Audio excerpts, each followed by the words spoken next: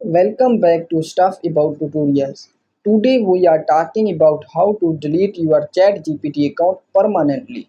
Why would you want to know how to delete your ChatGPT account permanently?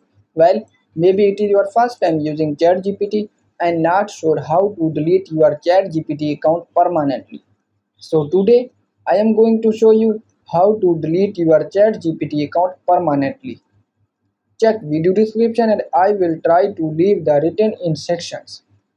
Deleting your ChatGPT account permanently is quite simple and easy to do, and the process is same for all devices.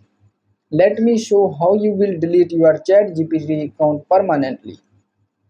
First of all, open ChatGPT account in your Chrome, and now here is my ChatGPT home screen.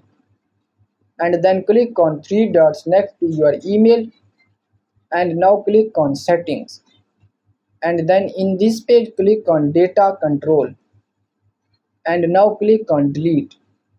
And also remember that deleting your account is permanent and it can't be undone. And now click on refresh login, and that account has been deleted permanently. So there you go. If you were wondering how to delete your ChatGPT account permanently, that is the easiest way I know. If you know another way, please leave a comment below. Be sure to subscribe for more videos.